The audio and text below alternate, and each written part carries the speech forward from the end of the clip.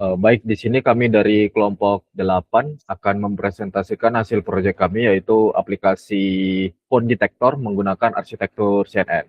Sebelum itu, saya akan memperkenalkan diri terlebih dahulu. Saya Fatih Dwi Anggoro dengan NIM 241401004. Saya Frans Melindo Ginting dengan NIM 241401049. Saya Muhammad Novel Zuhdi dengan NIM 241401052. Saya dengan Christopher Panjaitan dengan NIM 241401118. Baik, di sini untuk penjelasan pertama yaitu proses generate data akan dimulai dengan Novel. Pada Novel, persilakan. Oke. Di sini saat ingin generate data, yang pertama itu install Faker. Selanjutnya itu ada import OS.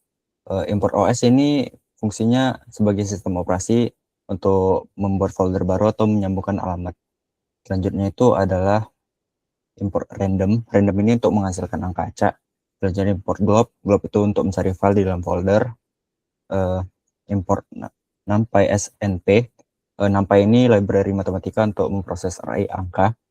Selanjutnya ada import OpenCV, library pengolahan gambar di komputer. Selanjutnya ada import string, menyediakan daftar karakter standar, misalnya angka 0 sampai 9, lalu karakter A sampai Z, baik yang huruf kecil maupun huruf kapital. Selanjutnya adalah import pillow. Di sini library utama untuk pengolahan gambar. Yang pertama itu ada image. Image itu untuk membuat kanvas gambar. Lalu ada image draw, itu untuk menggambar atau menulis di atas kanvas tadi. Lalu ada image font. Image font untuk memuat file fontnya. Lalu ada image filter untuk memberi efek. Terakhir, import Faker. Faker ini library untuk menghasilkan kata-kata palsu. Selanjutnya ada konfigurasinya. Nah, di sini tuh untuk mencari tahu lokasi tempat menyimpan fontnya sama tempat menyimpan hasilnya nanti. Lalu ada jumlah per efek itu 1000, lalu output size-nya itu 200 pixel, 200 kali 200. Lalu fake diisi dengan library faker tadi. Masuk ke fungsi efek. Nah, di fungsi efek ini yang pertama itu ada apply normal. Apply normal ini tidak melakukan apa-apa, jadi gambarnya itu dikembalikan persis seperti gambar aslinya. Selanjutnya itu ada apply blur. Apply blur itu untuk membuat gambarnya jadi blur. Di situ bisa dilihat angka 0,3 sampai 0,8. Jadi semakin besar angkanya itu semakin blur, semakin buram gambarnya. Terakhir itu ada apply pixelate. Nah, apply pixelate ini gunanya itu untuk membuat gambarnya itu jadi pixelate, jadi kayak kotak-kotak kecil gitu. Caranya itu dilihat dari situ, dia akan membuat rasio random dari 0,5 sampai 0,8, lalu nanti itu hasil itu dikalikan, jadi small width sama small height-nya didapat. Nanti gambarnya itu berdasarkan yang didapat tadi, gambarnya dikecilin, baru nanti gambarnya kan jadi pixelate tuh. Nanti dia dibesarin lagi dari gambar yang dikecilin tadi, jadi gambarnya pixelate. Selanjutnya itu ada fungsi get random text content. Nah, di sini tuh gunanya untuk menentukan isi teks apa yang ditulis pada gambar. Di sini itu akan ada pilihan diisi dengan random 0 sampai 1. Nah, kalau misalnya dia 0 sampai 15%, dia akan mengembalikan angka acak itu 0 sampai 9. Kalau 15 sampai 35%, yaitu mengambil huruf tunggal acak A sampai Z. Kalau 35% sampai 55%, dia akan membuat kata acak gabungan dan angka dengan panjang minimal dan maksimal 8 karakter. Lalu 55% sampai 75% itu mengambil 2 kata Inggris dari Faker tadi, library. Lalu 75% sampai 100% itu mengambil 1 kata Inggris dengan variasi huruf besar atau kecil. Selanjutnya itu ada fungsi create dynamic text image. Nah, fungsi ini tuh untuk menggambar teks yang didapat tadi ke atas kanvas agar sesuai ukurannya. Nah, yang pertama itu harus memilih ukuran fontnya terlebih dahulu.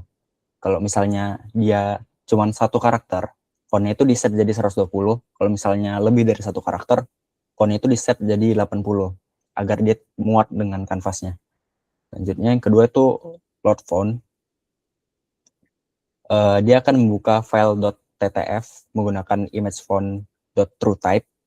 Kalau misalnya ada error di accept itu, dia akan return none. Jadi programnya tetap lanjut. Selanjutnya itu menghitung ukuran gambarnya dengan teks bbox. Sebelum menggambar, programnya itu membuat gambar dummy dulu supaya fungsi dari teks bbox-nya itu bisa. Lalu di teks bbox-nya itu akan menghasilkan koordinat batas kiri, atas, bawah, dan kanan. Dari koordinat itu bisa dihitung tuh, jadi panjang teks width-nya dan teks height-nya.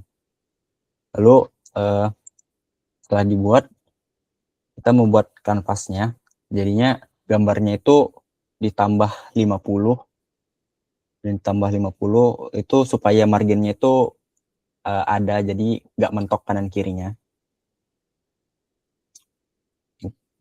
Lalu ada gambar teks, menuliskan teks berwarna hitam di posisi tengah kanvas gambar.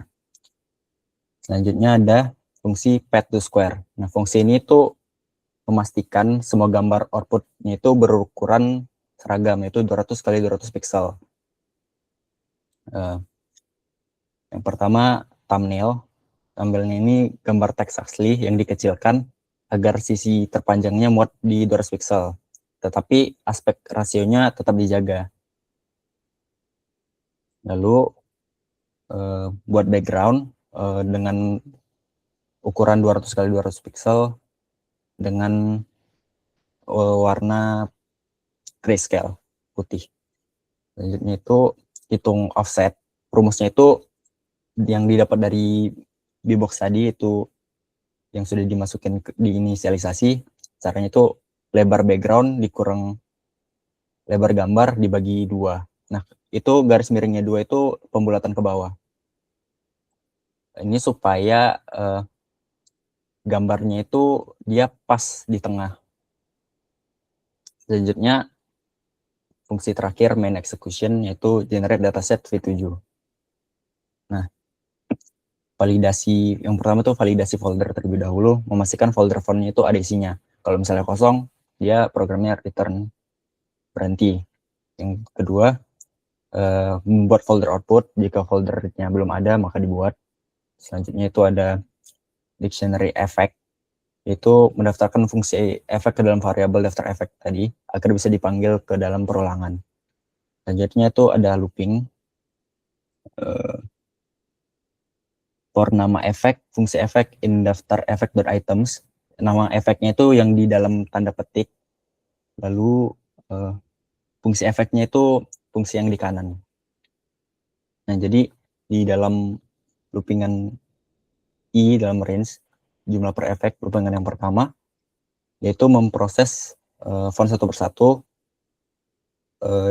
dibuat subfolder sendiri. Lalu yang kedua, dia akan menjalankan fungsi efeknya, apakah normal, blur, pixel. Yang terakhir jumlahnya, dia akan mengulangi sebanyak output size, yaitu 1000 kali per masing-masing efek. Lalu ditambah 1, lalu akhirnya di save. Demikian dari saya, akan dilanjutkan oleh Fatih. Oke, baik. Di sini kita akan masuk ke tahap trading dari modelnya. Yang pertama di sini kita melakukan import Matplotlib di sini untuk menampilkan grafik nanti, kemudian ada NumPy, OS, dan di sini kita menggunakan TensorFlow. Selain TensorFlow, kita juga mengimport Keras. Kemudian Yang pertama itu kita ada import layer, kemudian ada input regularizer di sini untuk meregulasi nanti dari neuron atau sekuensialnya nanti. Kemudian di sini ada import sekuensial, di sini ada untuk wadah dari trainingnya nanti, dari input ke output. Kemudian di sini kita ada tambahan yaitu callbacks yang mana itu ada early stopping di sini untuk supaya ketika ada error atau ada anomali di sini akan di stop lebih awal. Kemudian ada model checkpoint yang mana di sini berguna nanti untuk ketika ada model dengan validasi tertinggi maka akan otomatis tersimpan. Kemudian ada reduce learning rate di sini, library yang secara otomatis akan mengurangi learning rate dari model ketika uh, tingkat validasinya berkurang dari iterasi sebelumnya. Kemudian di sini yang pertama kita ada konfigurasi awal, di sini dataset path-nya, kemudian ada model di mana tempat model nanti di save. Kemudian di sini ada batch size. Di sini karena kita memiliki data 15.000 per font totalnya, maka latihan yang kita lakukan itu tidak 15.000 melainkan hanya 32 gambar per langkah. Kemudian di sini image sesuai dengan data setnya 200 kali 200 pixel. Kemudian di sini kita melakukan epoch ada 35 kali. Baik, untuk yang pertama itu kita akan masuk ke loading datasetnya. Yang pertama di sini kita load training datanya. Kita load training data, kemudian kita buat validation splitnya yaitu 20%. Jadi data yang kita training itu totalnya ada 80% dari 15.000, kemudian untuk validasinya kita lakukan 20% dari 15.000. Kemudian di sini kita ada lakukan optimasi dataset yang di sini untuk dilakukan supaya tidak RAM yang kita gunakan itu tidak terlalu banyak. Ada change, kemudian ada validation. Oke, kemudian kita masuk ke dalam arsitektur modelnya, yang mana di sini kita menggunakan CNN.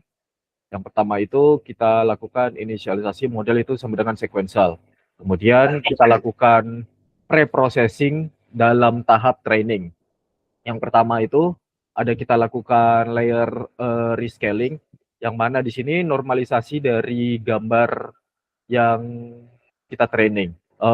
Karena di sini gambar input pixel itu biasanya 0 sampai 255. Jadi kita ubah di sini menjadi 0 sampai 1 saja karena CNN di sini hanya bisa bagusnya membaca inputan angka itu cuma 0 sampai 1. Kemudian di sini ada kita gunakan layering lambda. Di sini lambda ini untuk mengubah input asli dari gambarnya.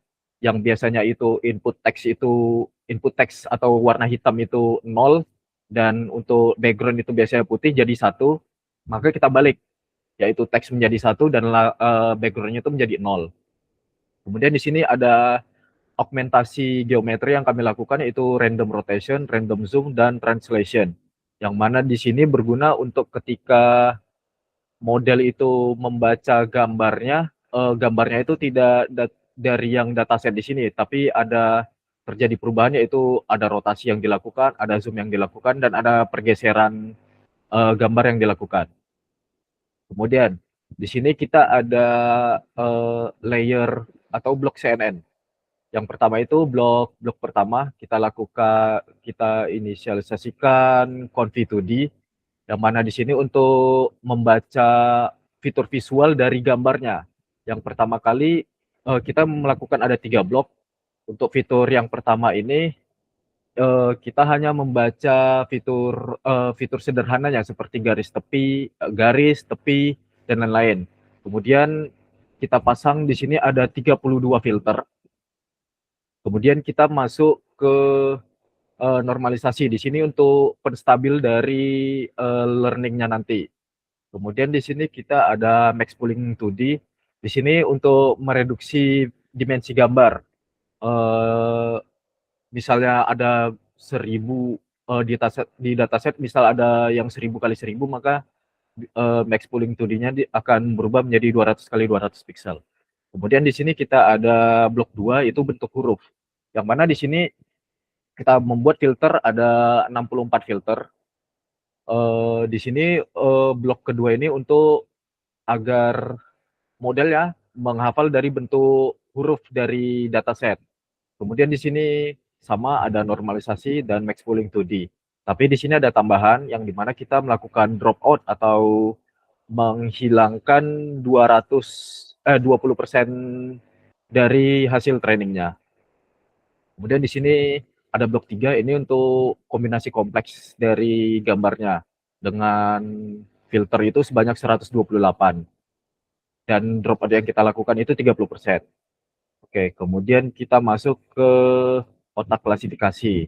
Yang mana di sini kita pakai global average pooling 2D. Yang ini fungsinya itu untuk meratakan seluruh fitur mapnya menjadi satu vektor angka, jadi lebih efisien. Kemudian di sini ada dense layer. Nah, di sini kita memiliki dense layer yang mana di sini untuk neuron dari klasifikasi.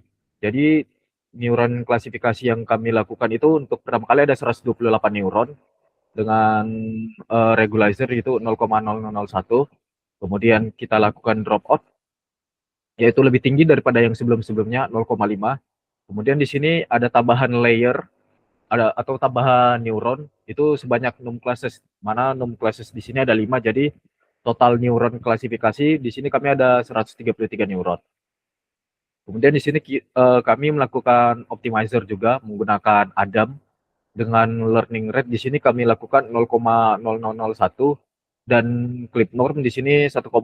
Guna clip norm ini rem otomatis. Jadi kalau ada kesalahan hitung yang menghasilkan angka gradien lebih dari 1, maka angka tersebut nanti akan dipotong paksa jadi 1 doang. Kemudian di sini ada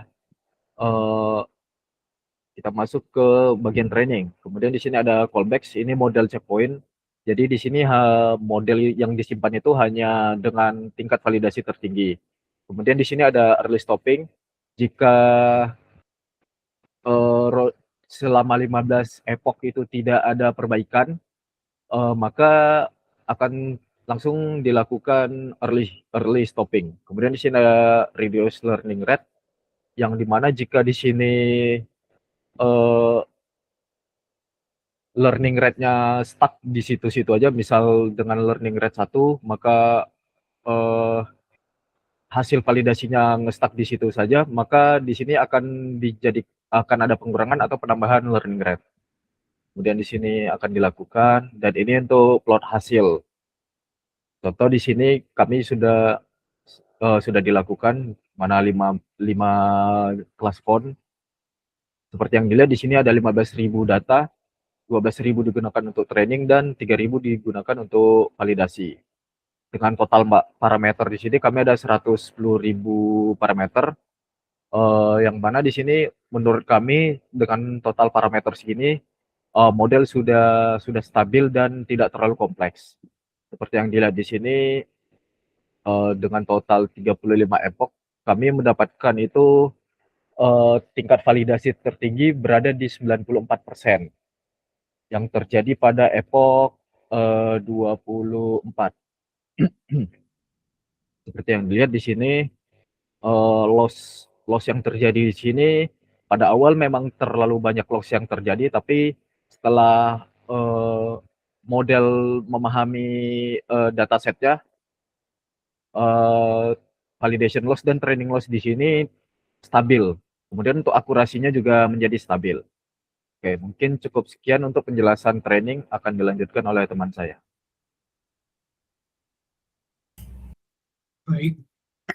Baik, kami akan melanjutkan untuk bagian pre-processing modelnya. Baik, pertama di sini ada untuk import library-nya. Pertama ada import NumPy SNP, ini merupakan library untuk komputasi numerik. Lalu ada import TensorFlow TF from TensorFlow.Crush.Models. Ini merupakan library dari deep learning yang digunakan untuk menjalankan model saraf tiruan. Lalu ada import load model from TensorFlow.Crush.Preprocessing.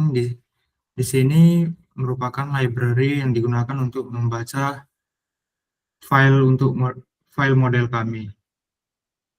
Lalu ada import image from Google Colab. Ini merupakan library yang digunakan untuk pemrosesan gambar. Lalu ada import files, lalu ada import CV2. Ini merupakan library computer vision. Lalu ada import matplotlib.pyplot SPLT, lalu ada import OS. Baik, selanjutnya bagian konfigurasi. Di sini mendeklarasikan model path, dataset path, dan image size. Di sini untuk model path dan dataset path-nya kami simpan di Google Drive. Dengan model path, nama foldernya yaitu model CNN variatif final.crush, lalu dataset path-nya dengan nama dataset font variatif. Lalu selanjutnya load model, dia menampilkan memuat model final, lalu dia mencoba untuk memuat model dari model path ini yang berisi model CNN variatif final. Lalu apabila dia tidak bisa memuat model tersebut, maka dia akan menampilkan pesan error. Lalu lanjut ke load label. Di sini menggunakan operasi kondisi, di mana sistem memeriksa dataset path-nya. Lalu apabila kondisinya benar, maka dia akan mendeklarasikan class names, yang dimana class names ini berisi sortingan dataset path-nya. Misalnya ada font 0 dengan jenis fontnya itu Arial, maka dia akan di barisan pertama. Lalu ada font 1, lalu ada angka 1 dengan font Bauhaus, dia akan berada di barisan kedua sesuai dengan abjadnya, sesuai dengan urutan abjad. Lalu apabila tidak sesuai dengan kondisi, maka akan terjadi fallback. Class name-nya urutannya yaitu Arial, Bauhaus, 93, Comic, Impact, dan Times. Akan dilanjutkan oleh teman saya. Oke, terima kasih Frans. Kita sekarang masuk ke dalam fungsi preprocessing. Di sini ada fungsi preprocess ultimate image page. Ini adalah fungsi pra-pemrosesan atau preprocessing yang dimana tujuannya itu adalah mengubah gambar mentah dari pengguna yang mungkin itu buram, miring, atau dark mode menjadi format standar yang dimengerti oleh AI. Nah, yang pertama ada EA, buka gambar grayscale. Ini penjelasannya mengubah gambar berwarna RGB menjadi hitam putih atau abu-abu. Ini alasannya karena bentuk huruf atau shape tidak dipengaruhi oleh warna. Warna merah A dan biru A tetaplah huruf A. Menggunakan grayscale ini untuk membuat proses komputasi jauh lebih ringan dan juga cepat. Dan ini ada juga contrast stretching, solusi merah biru. Di sini ada CV2 normalize. Di sini penjelasannya adalah teknik ini meregangkan nilai piksel. Piksel yang paling gelap dipaksa menjadi hitam pekat atau 0. Dan piksel paling terang dipaksa menjadi putih bersih atau 255. Alasannya karena mengatasi masalah gambar yang pudar atau kontras yang rendah. Misalnya foto kertas yang lama atau screenshot layar yang agak redup. Ini membuat tulisan samar menjadi sangat tegas. Di sini ada C, deteksi background pintar. Ini langsung saja pembahasan 2 untuk ke D juga, aturan input model. Di sini sistem mengambil sampel 5 kali 5 piksel di 4 sudut gambar. Di sini kita asumsikan sudut gambar hampir pasti adalah background, bukan teks. Jadi dia melakukan pengecekan jika rata-rata warna sudut itu lebih kecil 127, artinya gelap atau hitam. Sistemnya akan menyimpulkan gambar ini adalah dark mode atau latar hitam. Teksnya putih. Dan ada tindakan karena AI yang dilatih mengenali latar putih, teksnya hitam, maka jika terdeteksi dark mode, jadi warna gambarnya itu dibalik invert 255 kurang YEMG. Jadi hasilnya itu adalah konsistensi, apapun input user dark mode atau light mode yang masuk ke AI selalulah latar putih. Kita masuk ke bagian E, auto crop. Di sini ada CV2 threshold dan CV2 trace binary infit bound. Ini penjelasannya menggunakan metode output thresholding. Di sini untuk memisahkan mana pixel teks, mana pixel kosong. Dan juga mencari koordinat batas terluar atau bounding box dari teksnya tersebut. Memotong atau crop gambar sehingga hanya menyisakan area teksnya saja. Alasannya itu kenapa? Karena membuang ruang kosong atau white space-nya yang tidak perlu agar AI itu bisa fokus penuh pada detail hurufnya. Kita masuk ke dalam F, square padding. Ini adalah gambar hasil crop-nya yang biasanya berbentuk persegi panjang.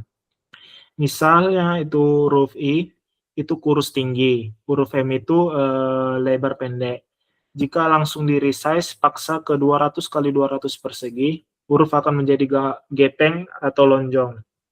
Jadi solusinya adalah kita cari sisi terpanjangnya, misal tinggi lebih besar dari lebar, buat kanvas persegi putih, dan tempelkan gambar huruf di tengah-tengah kanvasnya.